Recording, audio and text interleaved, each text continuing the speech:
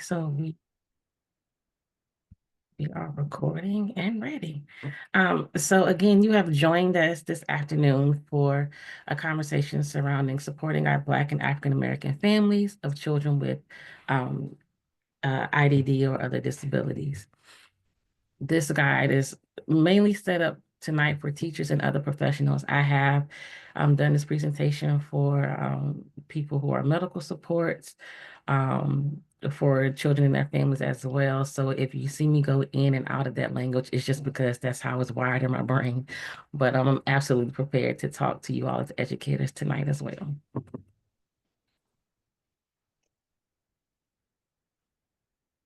So welcome. Yeah. So before we get going, I'm going to try to launch the poll. Let's see if it works for us. This is just to get to know each other. And you see the poll? I see it. Okay, awesome. Yeah. So if you can just let us know what your role is, so you know who's in the room.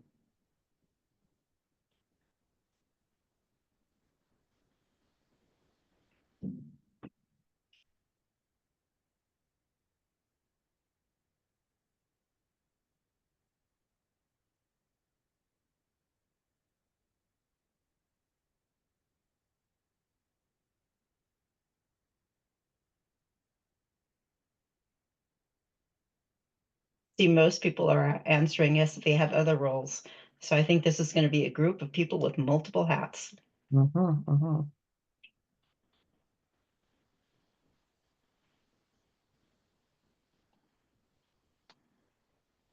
Okay. I'll go ahead and end the poll and share the results. Can we see the results? I can't see things on my computer. So it looks like we have special education teachers, we have other professionals, and we have other, and we also have several who have several roles that they play. So thank you for letting us know who's here. Back to you, Janita. Awesome.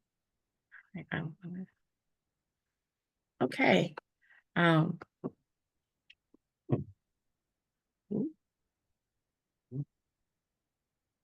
Is anything frozen on my end? I'm clicking a button, but I don't see any movement. Yeah, it looks like we're still on the welcome slide. Yeah. All right, let me see why it's not allowed. There we go. Okay. So I'll go ahead and handle this one. So I'm Ramona Hattendorf. I'm the Director of Public Policy and Civic Engagement at the ARC of King County. And my colleague at the ARC who can't be with us tonight is Rachel Nemhauser, and she is the Director of Information and Family Support. And together, we're coordinating this a series of workshops this spring. Some of them are aimed towards professionals, some of them are aimed towards families, and some of them embrace everyone. Tonight is, of course, supporting Black and African American families of students with disabilities. But it's part of a huge project called the Inclusionary Practices Technical Network, and that is a statewide collaboration between the Office of the Superintendent of Public Instruction, they oversee our schools, West Ed, and then education partners throughout Washington State. And one of those education partners is the Family Engagement Collaborative, and the ARC of King County is part of that collaborative. Other members of that collaborative are PAVE, which a lot of people know for their special education training and advice, Roots of Inclusion, and Education Northwest. So thank you for being here tonight. Lots of other classes. We hope you can join those as well. Thanks. Awesome.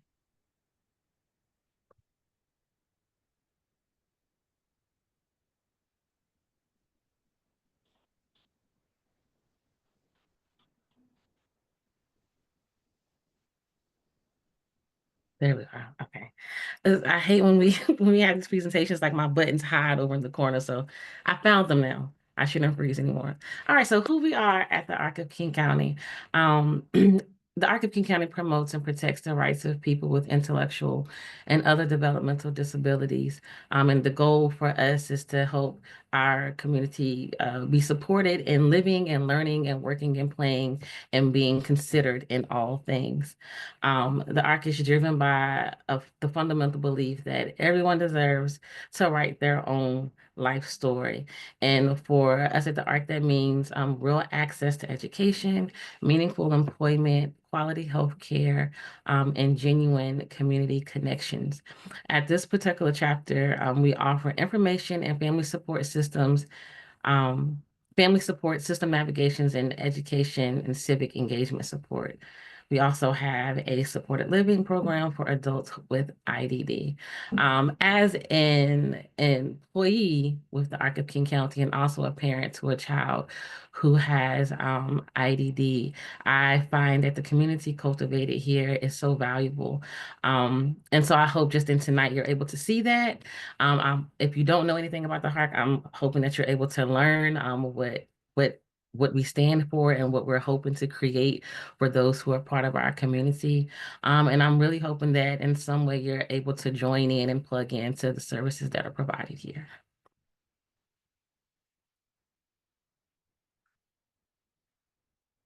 Okay, so tonight's agenda.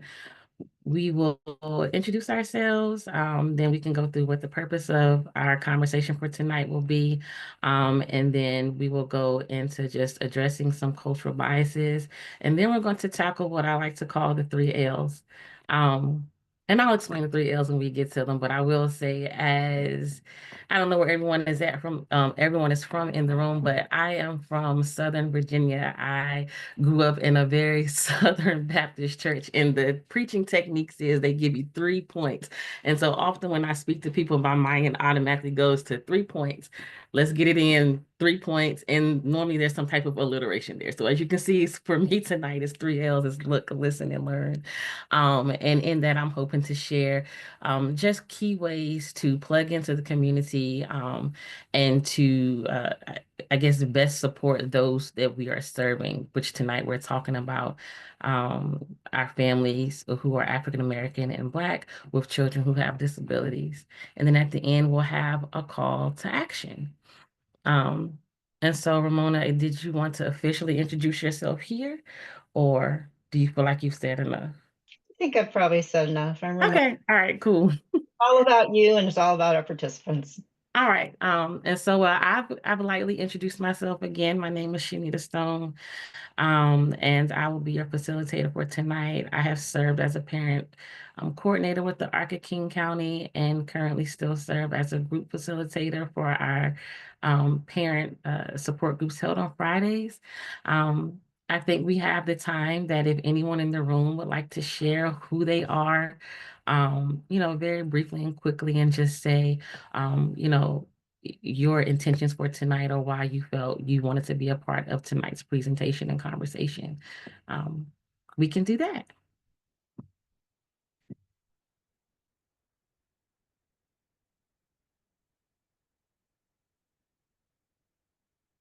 And this is strictly an invitation to do so. If you don't feel led to do it, that's cool too. We can keep moving forward, but I will leave some space if anybody wants to just say, hi, my name is, and you know,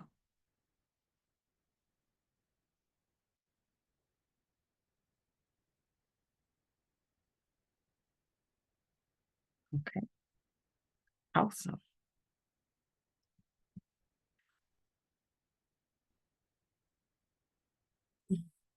So we are here tonight for what I hope is a conversation about ways that we could best support and be leaders within our community regarding our families who are Black and African American with children who have intellectual developmental disabilities. I'm hoping tonight that you will learn some things, but also when I present, I don't, is not necessary, but I really appreciate if you can add to the conversation as well. So if you ever see anything or you hear anything where you feel like you want to add a point to, it is welcomed. And I appreciate your engagement. But tonight will just simply be a presentation and a conversation surrounding the support to our Black and African American families raising children who have intellectual and developmental disabilities.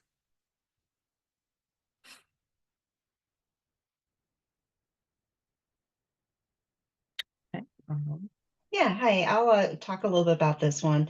So one, I already spoke a little bit before about the Inclusionary Practices Technical Network. And this year specifically, they're focusing on two groups. They're focusing on Black students of any type of disability receiving special education services, and they're focusing on students with intellectual and developmental disabilities. And the reason why is because, oh, 5, 6, I'm not exactly sure. It's been at least 5 years. They launched this effort, they meaning OSBI and state partners, have launched this effort to really make sure that more children are being able to learn and participate in their schools really fully, be a part of the general education curriculum, feel sense of belonging and membership. And it's not the best measurement, but one of the ways that they measure that is least restricted environment. And so they're trying to find out, like, are they 30%, in gen ed and the rest in self-contained? Are they like 50%, or are they 80 or more percent? And what they have found is since launching this effort, they've definitely seen an increase. In this slide where it's kind of gray, that's tracking from 2021 to 2024. And for the blue line, that's all students with an IEP, you can see that there's been some increase there. The green line are Black students with an IEP, and there has been, a slight increase there, but they're not closing the gap. And if you look at it, it kind of looks like the gap is not a whole lot, but it almost looks like it's expanding a little bit. And so they really want to boost that so that we don't see that racial disparity. In other classes, we talk a little bit more specifically about students with IDD, but students with IDD, there's also a very focused effort on making sure that they can also be integrated and given a really inclusive education. So that's what this slide looks like. That's the goal for 5 years. And then this slide breaks down some of the specifics. And so on your far right, that's the placement of all students with disabilities with an IEP, and that's the state average. So again, we've improved. When they first started this program, we were about 50% nationwide. Definitely we were in the top 5 or 6 of all the states for inclusion. So we've boosted that. We've come up, we're doing a lot better. We're still on the low end for inclusion, but we're definitely seeing improvement. But again, when they were looking at the data, they being OSBI, when they were looking at the data, they saw that, well, we are seeing an increase for all students. We're not really seeing what we want to see for Black African American students, and we're still seeing that there's this gap that seems to be associated with race. So that's what the middle slide looks at. And then as part of the Inclusionary Practices Technical Network, in our partnership, we're doing classes. There are other partners where these are districts, and they're actually receiving a lot of technical assistance from the state so that they can boost it. And with this cohort, they had an even smaller percentage of Black African American students being supported 80% or more of the time. So that's what this graphic says. Thanks. Thank you so much, Ramona. Okay, and so I heard Ramona talk about bridging the gap when she was explaining those slides before. And so for this particular presentation, in the conversations I've had before, we wanted to really center having conversation or just presenting ways to try to actively bridge the gap. So I just have 3 points up here today that may contribute to how that gap is happening with our children. And I'll go over them. And again, you're welcome to chime in to speak to any points that stand out to you, or also just add to the conversation. So the first one here that comes up that contributes to creating the gap, I guess, is underrepresentation in the early intervention. I know that a lot of you in here are in education in some shape or form, whether you are a para or an actual teacher or a part of support staff. And so what we're seeing is that Black children are less likely to be identified for certain disabilities. For example, a Black child is 58% less likely to be identified as having a learning disability rather than giving, I guess, the label of a disability, they're giving the label of some type of emotional disturbance or behavioral issue instead of tackling or recognizing the actual disability that's being displayed.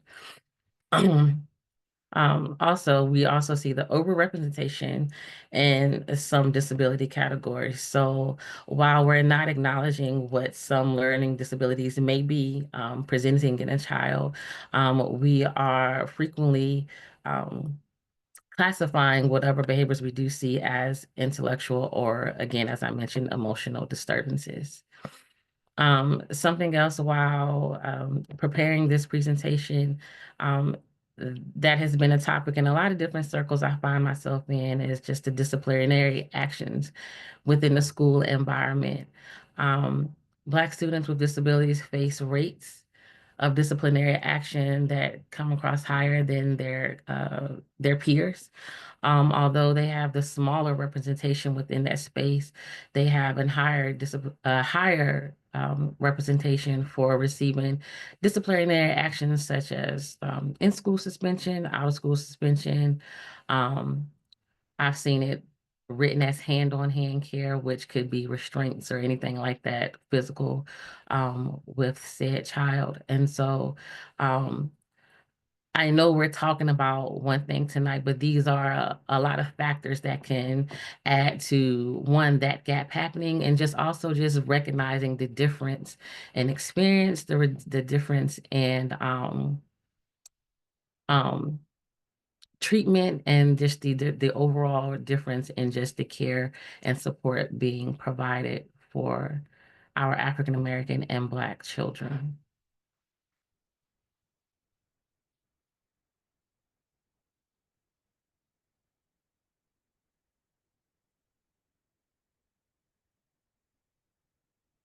So continuing and wanting to bridge the gap, again, I reiterate, we have to address the things that are causing the gap. These are the conversations that I want to see happening. These are the conversations that I appreciate being a part of. So we can go over some of these, addressing cultural biases and barriers. Um, so we'll start with stereotypes and prejudices. Negative stereotypes can affect perceptions and interactions that lead to discrimination in classrooms, patient rooms, and social services. Stereotypes can be the foundation of a lot of mistreatment and a lot of misjudgment when it comes to providing appropriate care and support for our children. Um, we also have systemic racism, healthcare disparities, language and communication barriers, dialects and cultural expressions may be misinterpreted or disvalued, leading to misunderstandings and biases. Cultural representation in those spaces, underrepresentation can perpetuate a lot of stereotypes that only add to the disparities that are occurring. Disability and health stigmas, cultural perceptions around mental health can discourage one from seeking help and reaching out for support. I want to stick here on stigmas for a little bit and just being a part of some of these conversations. I've found that a lot of different cultures just have their own stigmas within. And so I think it ties to having that cultural representation available to the community that you are providing for so that they can have that safe space to come in and speak their truths and to ask for help, which is really big in a lot of these spaces. Um, And so just considering the stigmas that are already within that culture, what you can do as a community partner, as a teacher, as, you know, an administration at the school, as a counselor, what can you provide to make sure that they feel safe in coming and asking for help?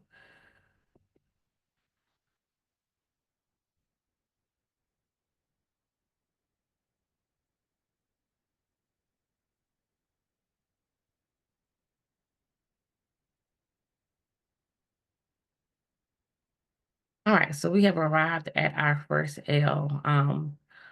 One way to kind of break some of these barriers is to go looking for the people that you want to serve. Um, Place yourselves in their communities so that you're easily accessible to them. Ensure that any type of marketing or services that you provide are known to their communities, are available and just just common spaces for them. And so for this one, I kept it really simple. I thought about like spaces I often frequented as a child, where I learned from. And so we're thinking community level. So let's think about church events where you could show up and show that you were there as a supportive partner. School functions, finding out if your school or your district has a special education PTSA where you can plug in and see where you could provide um, any materials or programming or things that could educate the parents in knowing what's available to them. And then also parent groups. I know here at the ARC we have several parent support groups where information is provided at there. You can find support groups if you want to go the social media route. There are so many parent support groups on Facebook that you can plug into. Most of them you have to ask to be a part of them, but once you're accepted, I think I found that they're very receptive to receiving information because again, sometimes within our Black communities, we are last to learn about a thing. So if you're coming there offering them a way to better support their child, to provide for their child, I'm sure that it will be welcome. So looking for the people that you want to serve, looking for the people that you know need this information who may be missing out on it, is one way to start bridging the gap. Um, and oh, I see a hand raised. Yes, ma'am.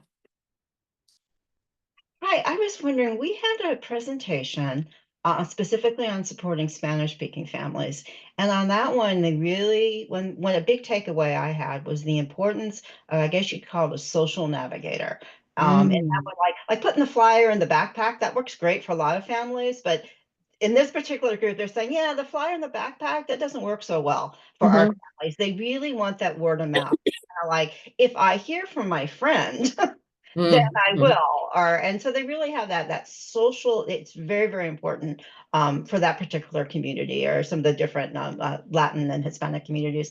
I was wondering, is it something similar with the Black African American community? Is something similar with word of mouth and social Mhm. navigator, or are there any cultural preferences for communication? No, you're spot on with that. And so that's why I went to like church events first. Like that is a source of community for a lot of people within the Black community. It's where we go um, for relief, is where we go for guidance. Our families and our friends gather there. And so if I go to, if you send a flyer, my preschooler's name is Charlie. If you send a flyer home to me in Charlie's book bag, 9 times out of 10, I may not see it. Charlie may have decided to color on it. She may have written a note on it and passed it to her friend. I may not see that.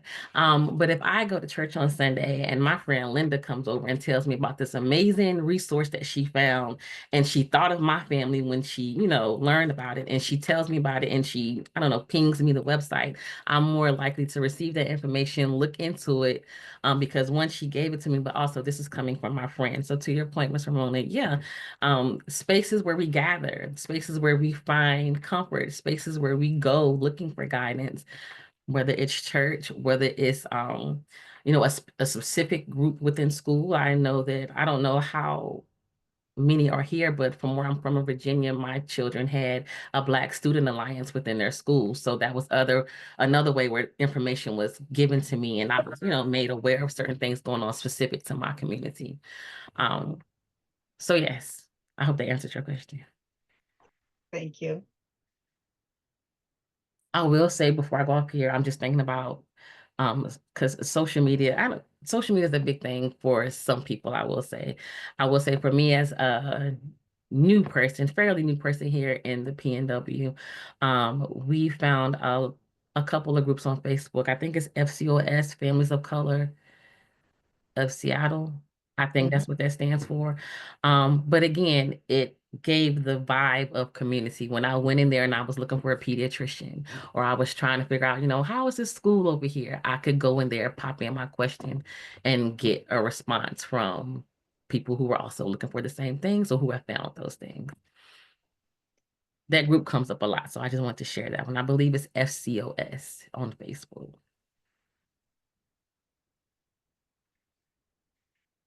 All right. And so our second L is listen. And it sounds very simple, but honestly, if you just kind of open your ears when you're having conversations and listen um, to what the people around you are saying, you may find that you can be a vital part in pushing them forward and helping them and bringing them the information that they need or providing the information that they need. Excuse me. So in listening, you want to listen to understand, understanding cultural nuances and validating concerns expressed by the families, being an effective listener. So while listening, you're not already making your own assumptions. And sometimes we do this knowingly and unknowingly, but just being mindful of not making assumptions about the person you're listening to based on who they are, what they look like, or where they're from.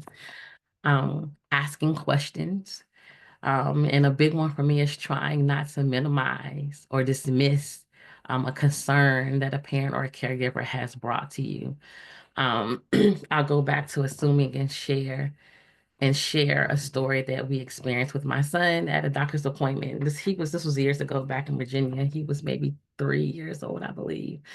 And I know that it was an assumption, and I know that it was rooted in just a stereotype of, I guess, what this doctor thought people who look like me. But we were in a doctor's appointment, and it was actually an eye appointment, but it was for some neurological things my son was having going on. And so he, did his exam and did all the things. And he was like, I was looking at Caleb, that's my son. I was looking at Caleb's chart. And, I just want to just, let you know that everything with his eyes mechanically are fine.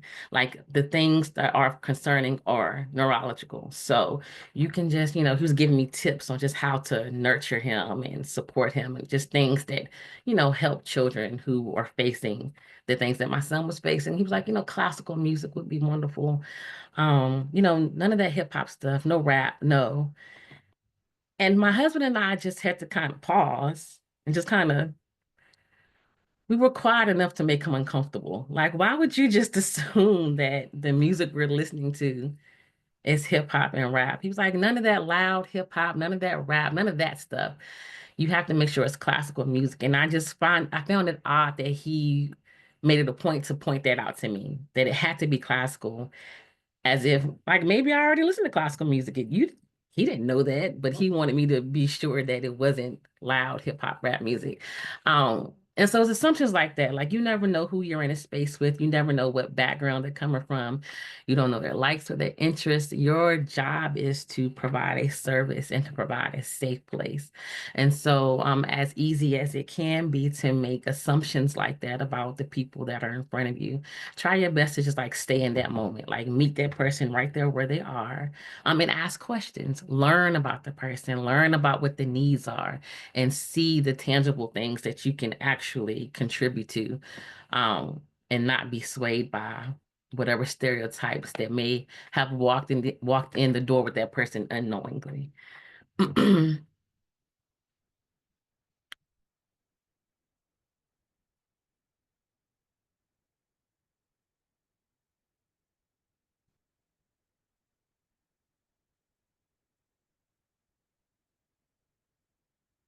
All around so I can see the full slide. Um, And then our third L, so we have looked for our community. We are listening actively to our community that we're trying to serve. And then the third L is to learn, to continue, to commit to continuing to learn about the people we are serving. Um, and it can be done in so many different ways. Like this afternoon, you decided to log into this workshop so that you can learn about the disparities that are happening within our Black community regarding education, how it's being received, and how our children are able to or are not able to show up in the classroom and receive some of the supports that they need. Um, Committing to ongoing education can look like participating in community conversations. And I go back to, whatever you may be plugged into within your own individual communities. You could be the person to start the conversation. Um, it's always welcomed and received when someone new comes into your space and wants to learn about you. But I also think it's very respected when we see you on the outside making space for us as well as a community. So maybe starting some conversations within your community, routinely gathering people to talk about the changes that are happening within the schools, to talk about the changes or the differences that you're continuing to see and how you can be impactful in finding a solution. And then also talking with community partners who work directly with African American and Black families. So, there are organizations who have um, departments specifically for African American and Black families. That's their goal, is to make sure that they are being seen, heard, and supported. So finding those organizations and saying, "Hey, I would love to speak to so and so, the head of whatever the department is," and asking them, how can I plug in as a community partner? How can I plug in as a teacher? What can I be doing in my classroom or in my offices to make sure that what you're trying to achieve, I'm aiding you in that. Um, and then other spaces that we may not consider um, is just like the family structure and the extended family. And I spoke about church earlier. These are all ways to learn. These are all spaces to learn from. My mother can tell you as much about my son as I could because she was along for a good part of that journey before we moved out here in Washington.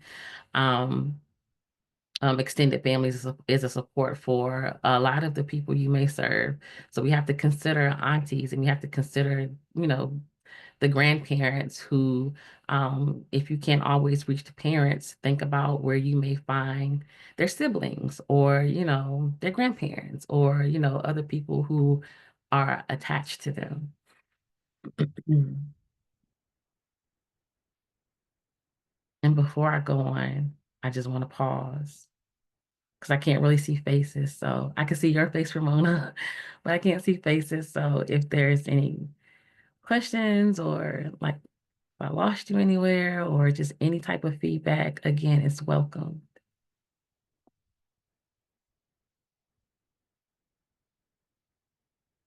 Okay.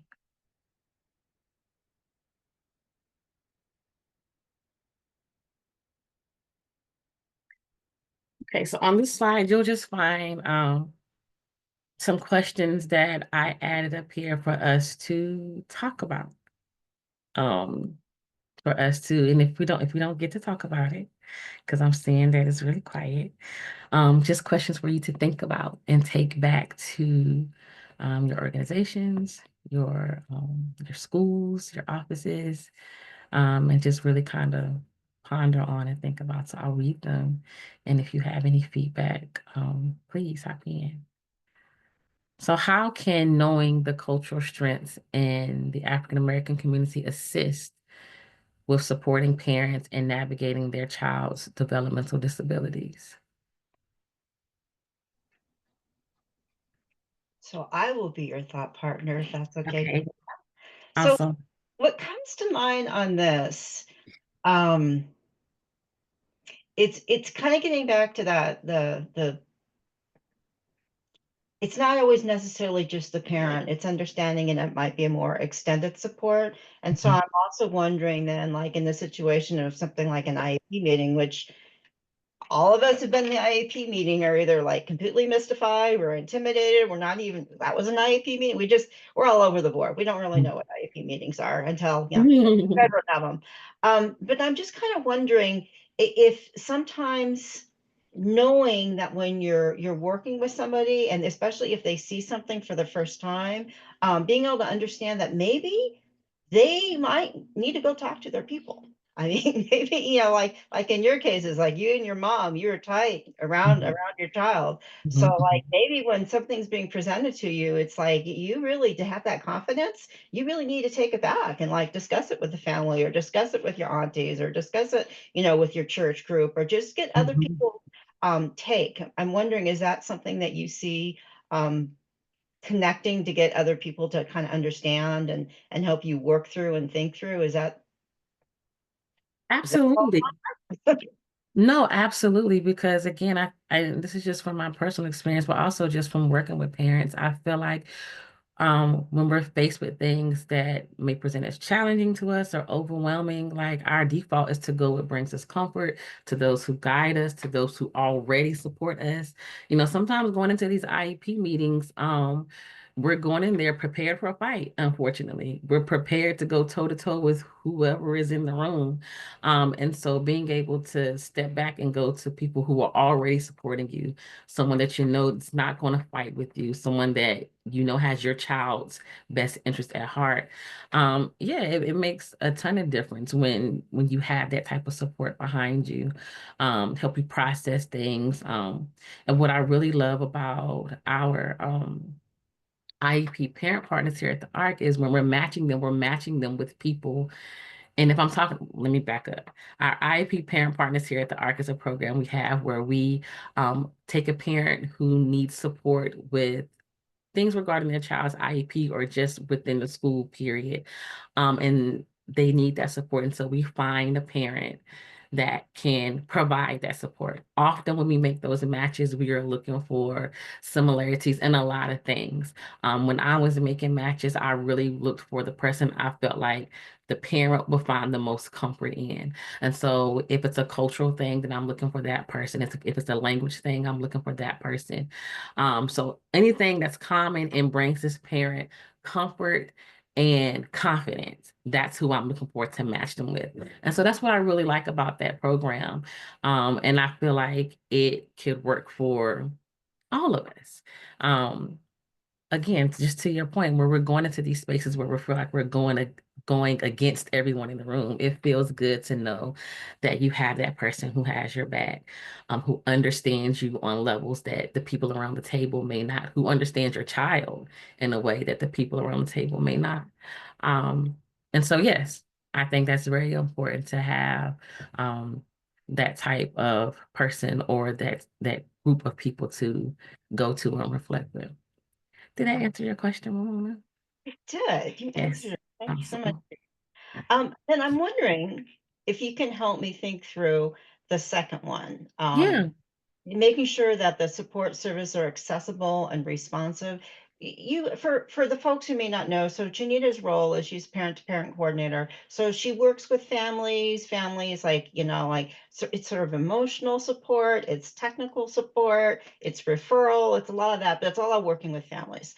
So I'm wondering if you ever saw some sort of trends about maybe what people felt was missing that would help to be more culturally responsive, if there was any big themes or anything there.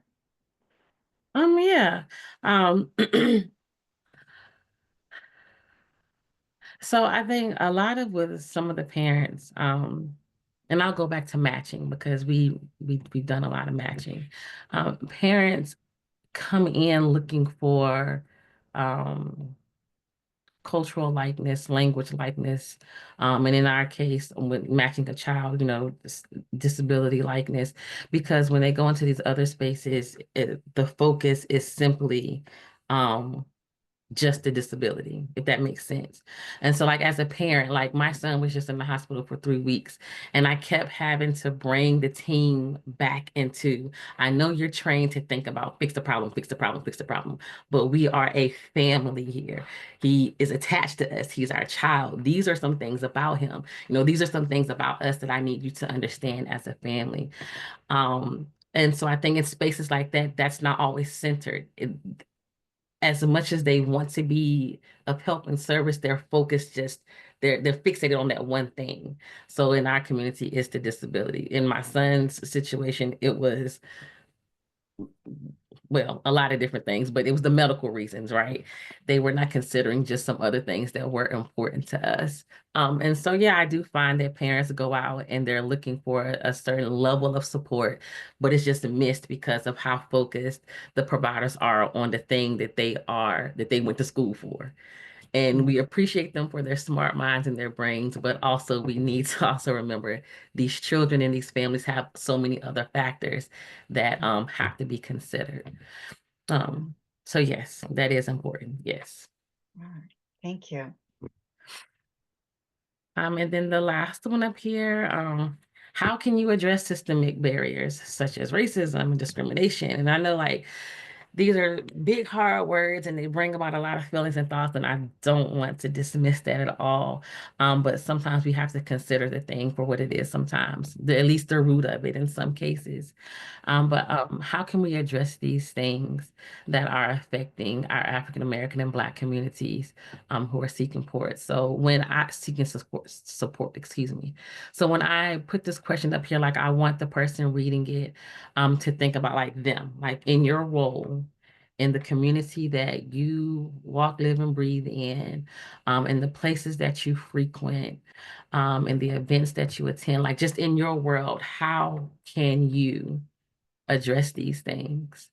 How can you be a voice in spaces that maybe my voice won't be heard in or received in? And so that's where that question comes from.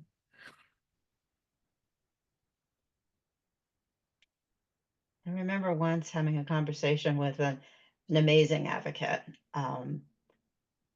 but it was along the lines of, do you really hear me? Do you really see me?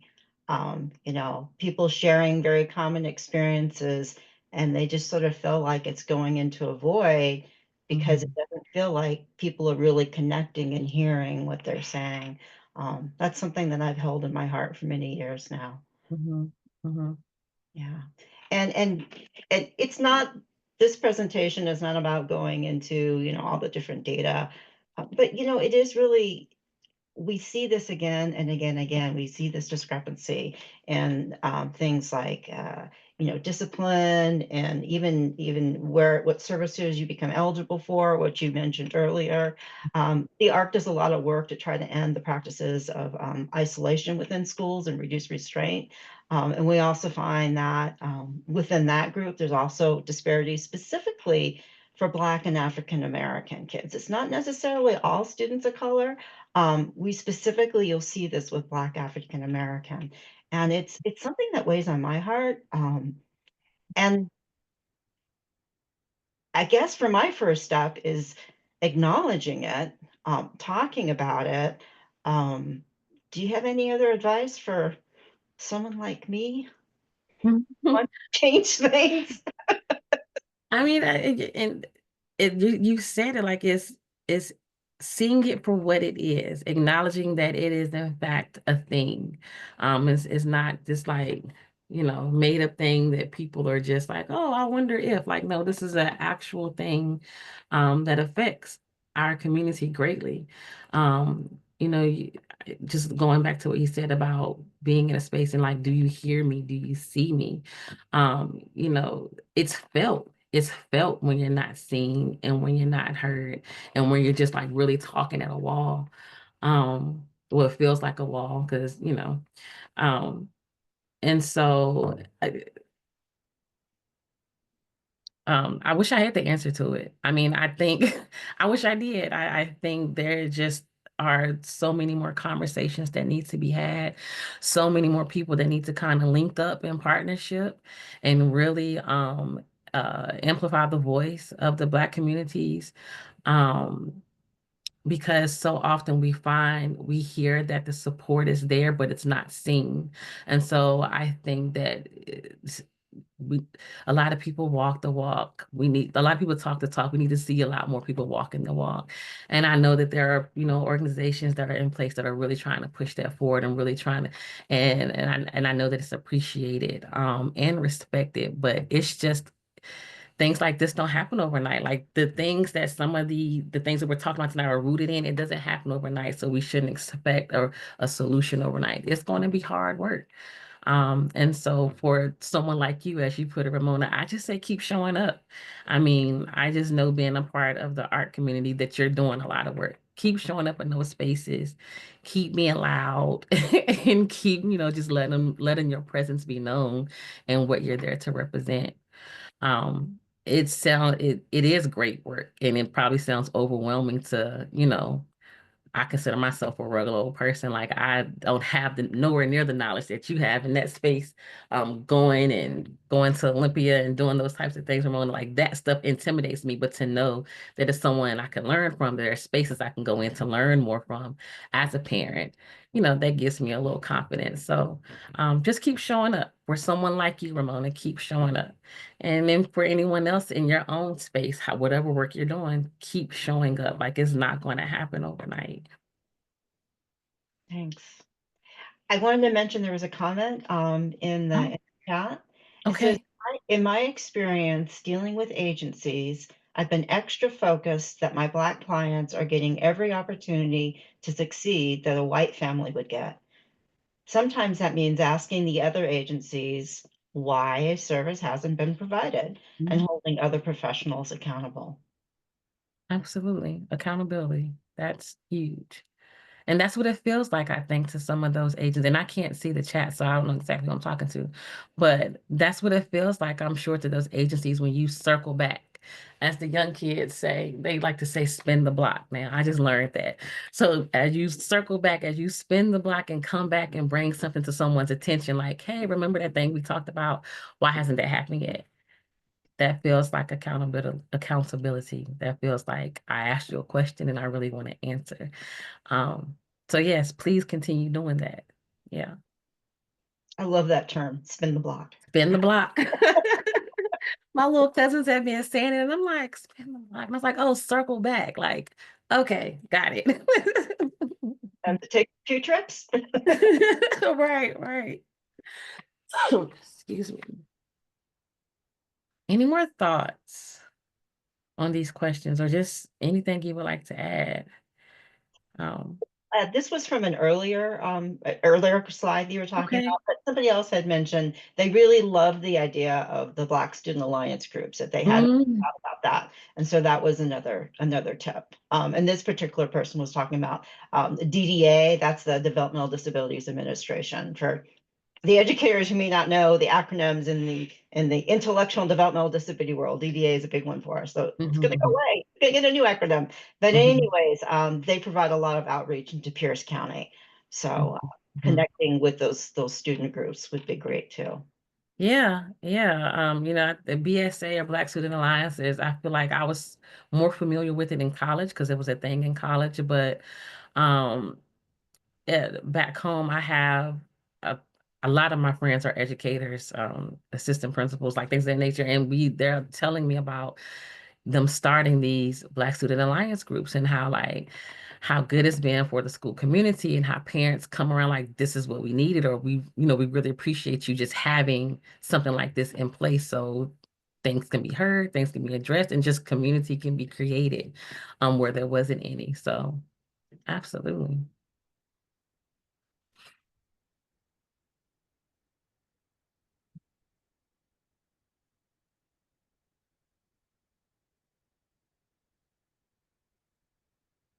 Okay. And so as I've been talking tonight, my call to action is just a kind of summary of all things that we've talked about. But again, it's planting the seed of what can we do as an individual. Um, And I do recognize that I've reached my call to action very early, but that doesn't mean anything. Like we can still talk. We can talk. That's okay. But I'm very big on planting the seed, like just getting the conversation going. What can you do to foster an environment where African American and Black families can feel safe, can feel seen, and can feel heard? Because a lot of this partnership, it goes both ways. Like, yes, we want to create a community and we want to create spaces where we can provide services that are equal to all, but also like people from the community have to feel safe coming in and letting their needs be known, letting their questions be asked, and saying like what it is that they need or what it is that they're lacking. And so when I move around in the spaces that I move around in, I'm just always considering what can I do to make the other person feel like this is a safe space, you know. Like you are being heard. I'm not just a head nodding. I'm actively listening, and my hope is to actively, um, to be active in my support with you is not just words. So the call to action is simply me planting the seed or posing the question of, again, what you can do to create those spaces in your classrooms, in your offices, wherever you serve at. Um, I've just been walking around in church before, and because people know that I have a child with a disability, they come. Like that just seeing my family look like theirs is like I guess the commonality is like, oh, this is common. I can go to her and ask her this question. And when we begin to talk, like if there's someone who I don't know, because I don't know everyone, and I don't know the need of every African American and Black person, I talk, I listen, I ask questions so that I can understand what the need is. And either whether I can help them directly or where I can send them to say, hey, I know this place can do XYZ for you. Um, so when There, I'm sorry, there, go ahead. it's because there is a hand up. Becky. Hello, one, thank you for being here. I certainly have gotten some great tidbits. My name is Becky Fife. I do work with developmental disabilities in Tacoma, just south of Seattle, and with schools, and spent 27 years as a special education teacher. And one of the things that I found really helpful, was always letting the families that I worked with know that they could invite anyone they wanted Mm, to that IEP meeting. And with developmental disabilities, we do a support needs assessment that anyone can be there, that it is just not me, the IEP team, or this state agency coming into their home, which is scary for anyone. mm, Um, that it could be anyone who makes them feel better, as the decision maker, or who knows their family well. So that they have someone with them when all of these meetings tend to feel like you were sitting across the table from someone. mm, And I want to bridge that table, right? So that it's not a table, it's either a circle or just whatever that is. I have taken photos of the individual that we're discussing and placed it in the center of the table. So when I was doing IEP meetings, or something that represented that individual, so that I could always bring that conversation back to, whoa, too many acronyms. Hence, I used one in a comment. Because they roll off our tongues. It's our own foreign language. And those things that I try and mitigate when I'm having those meetings. Um, doesn't always work, and it may be the third or fourth meeting before I know a family well enough to maybe provide the suggestion of those that are in their circle of reference that they may want to invite. Just having an individual who experiences disability within your home, your loved one, is isolating in and of itself. And over time, I have found that the informal supports for families gets smaller and smaller as an individual ages. So those are just things that I always keep in mind to help bridge that gap regardless. I do appreciate you sharing your experience. This has been really helpful and broadened some ideas for myself. So thank you. Awesome. Thank you so much for sharing, Becky. I appreciate you. I really love the putting the picture in the center. I love that because during those meetings, it could be a lot, and you just want to bring the attention back to who we're really here for and who we're really wanting the best for at this moment in time. I said to you all about my son being in the hospital, and I showed nurses pictures of him outside of what he looked like in the hospital bed. Because in the hospital bed, that baby he was pitiful, okay? And that's all they knew him as, like struggling, sad Caleb. And so I just happened to pull up some pictures like, here's Caleb. Like, I want y'all to know him outside of this. Like, here's his smile. Here's him with his sisters. Like, here's him outside of a gown. Like, this is Caleb. And so many of them was like, wow, like, thank you for doing that. Like, we only see kids sick. We love to see them not sick, like, because they, even on discharge day, he was better, but he, wasn't his best self. And so they appreciated being able to have this person in their mind. Like, this is Caleb. He likes this. This makes him laugh. So I love that you have a picture of that child in the center to just keep the main thing. And that's the child. Oh, I like that. Thank you, Becky.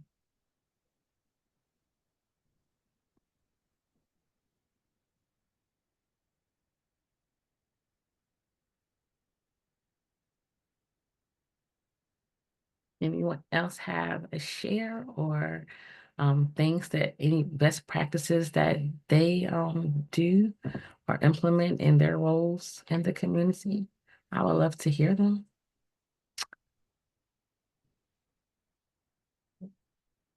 Speaking for myself, Yes. um, I don't do the flyer and the backpack, but if I were a teacher, I would totally be the teacher who did the flyer and the backpack. I have no problem being confrontational in a creative way. But I'm really going to try my best, especially when we're talking about this inclusionary work. It's like, rather than send out information to people, I'm really going to try to call up some friends, like, oh, can you give me some suggestions, and going and talking more in person about, hey, this is what the work is. If you have any questions, but I'm really going to try to get over my phobia of in-person stuff and just do a little bit more in-person, informal. Let's just talk about it, and a little bit more friend building. Maybe take it more of that way. Not so much like, I've got important information that you need to know, and more of like, hey, there's some good stuff, and there are some people who want to make things better. Here's where we are. So that's something Right. I'm. No, yeah, I love that, Ramona, and I'm with you on um like I would be sending the paper in the book in the backpack home to, like, I'm gonna send a quick email like I am that person. But I will say, when someone catches me, because you have to catch me, when you catch me in person and you want to talk to me about something, I can see that it's appreciated, that they're having this face-to-face time, and that they're, hearing or learning about my own experiences. There's an intimacy to it that I know is appreciated. But I feel you on sending the note or the email. That would be my go-to, but I can see where it's appreciated when it's, you can connect it to a face, a person, a voice, so yeah. There's another hand raised. Yes. Lisa. Hi, Shanita. Hi, It's been a long time. It's how nice are to see your you? face. I'm I, okay. I know I I can see slipped your off. face, but it's great to hear your voice. I know I slipped off the radar, and I'm sorry with everything that's been going on politically. I've had to deal with a lot of mental health stuff, Oh, so you're fine. Always I've take stepped care of back. yourself. Yes, yes.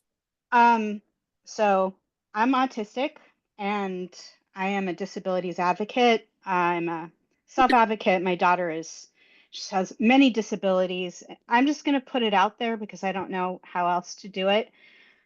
Um, in terms of showing up, I'm a very pale-skinned Caucasian person.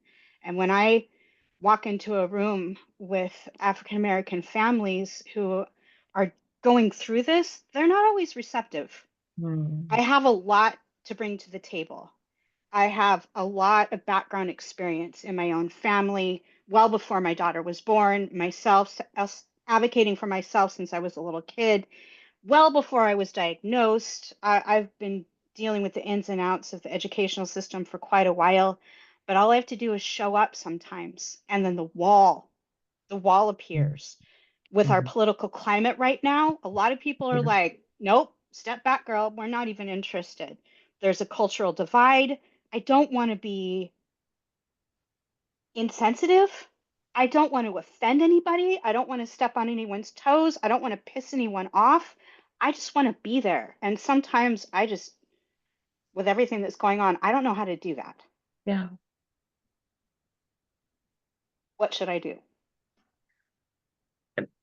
I wish I had like a really, really good answer for you.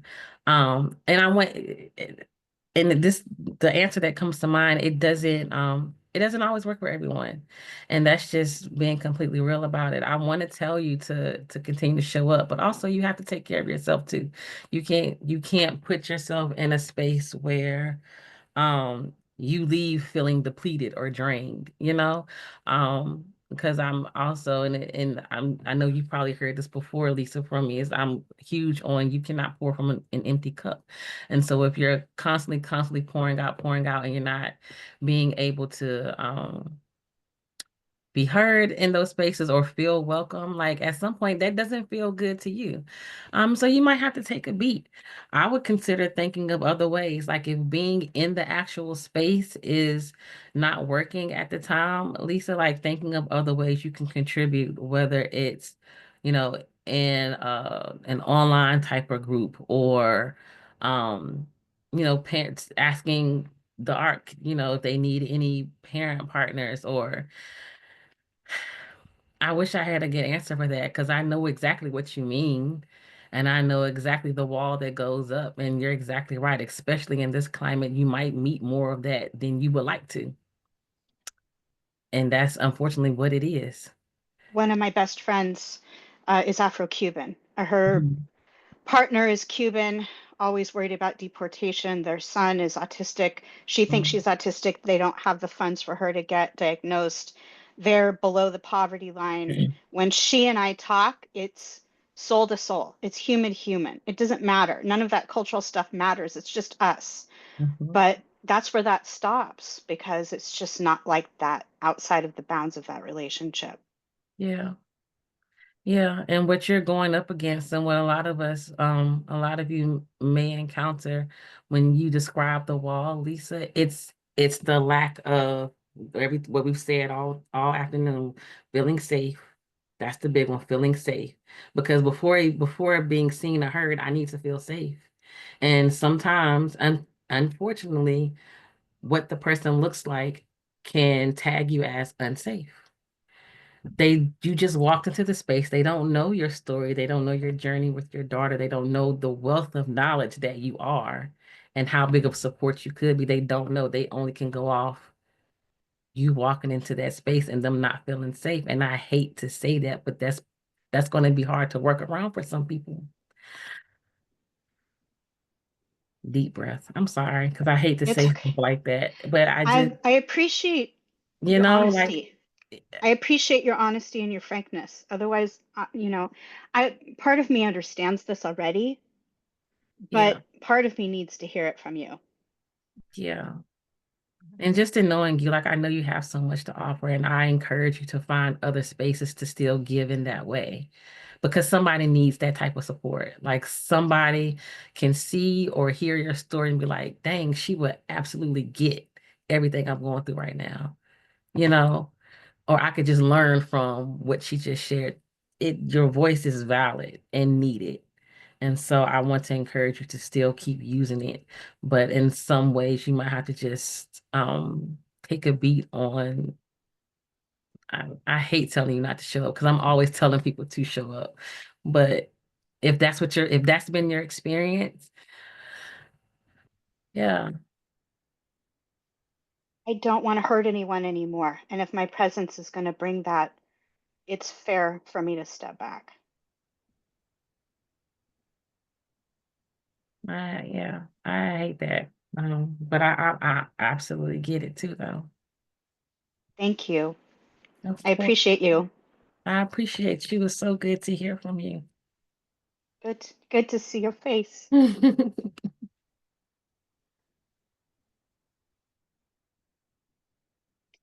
There's another hand up. Yes. Stephanie. Hello, can you hear me? Hi, Stephanie. Hi. I think in creating like a safe environment or how I try to foster a safe environment, I think with any of my clients, but specifically with my Black clients, just because they're from different backgrounds, I try to, when I say I'm going to do something, I do it and I try to be as consistent as possible so that there's not a sense of, okay, I can't trust this person. So I try to just show up as authentically myself as I can, sharing stories about how I'm related to the IDD community, my brother, and my family, and sharing stories. Sometimes it's like when you're working as a professional, you're asking someone to be really vulnerable to you about their life and where they're coming from, their financial situation. And sometimes it's they providing some vulnerability back and open up a really positive relationship. But at the end of the day, I think just being as consistent as possible and showing that I am going to do what I say I'm going to do. It's how I try to make someone feel safe, I guess. Mhm, mhm. Well, thank you for sharing that, Stephanie. The consistency is key. And I think in a lot of our line of work, we are serving people where there is like a thing with, do we trust that you're going to do what you said you're going to do? And so consistency is key to keep showing up and to keep being yourself and saying, like I'm here. It goes right back to just creating that safe place. And over time, you may find that some barriers come down and you may learn a little bit more about that person um but consistency is a great way to get that going. And I appreciate that you find the likeness so you share about your experience with IDD as well. And that could just kind of again break down the barrier a little bit, like someone who sees me, yes, they understand, like Stephanie gets it, like maybe I can, share more, do more, or that type of thing. But no, I'm sure that's very appreciated. Finding the connection.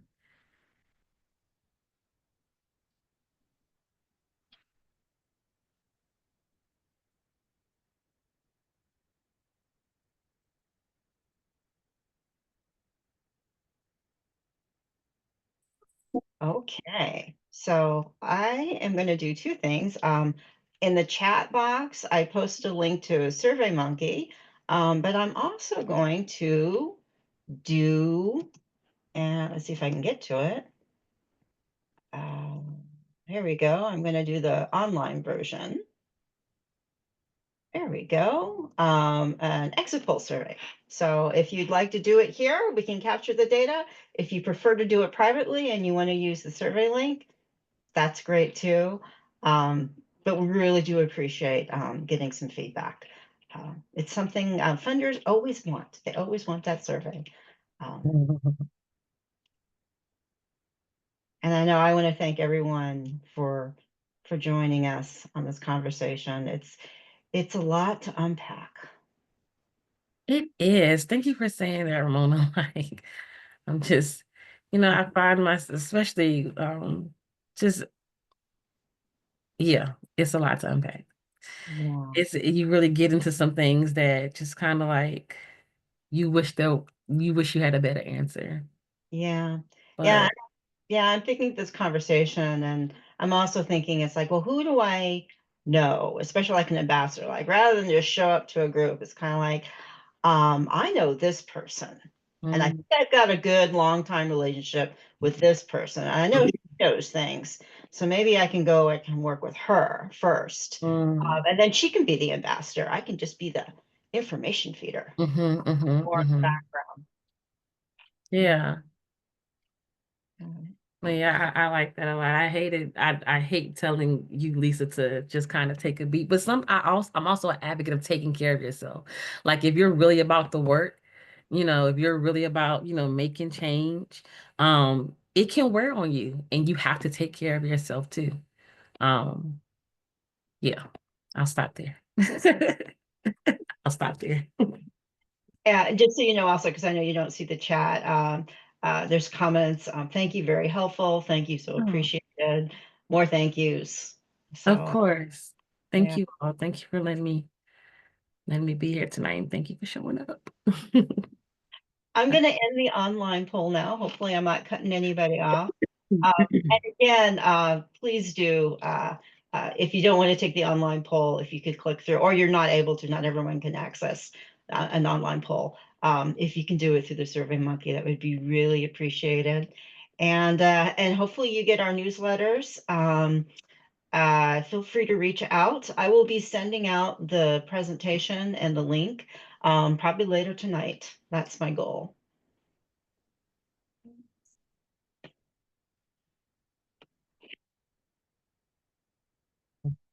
So my poll is still up, Ramona. Can I click out of it or is that shutting something down?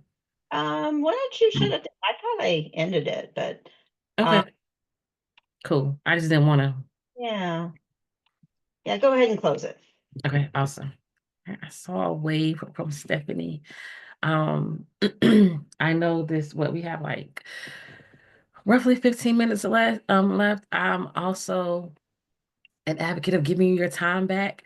I'm here for conversation and questions and all the things. I'm up for it. But also, if you don't have anything, Ramona, are we safe to end things, or would you? We are safe to end things. What I'm going to do is I'm going to stop the recording because sometimes Yeah, people have please. questions or comments. They don't want to talk when it's being recorded. So I'm going to go ahead and talk. And No, then yes. if you've gotten, well, first of all, thank you everyone for joining us. I'm going to end the recording now.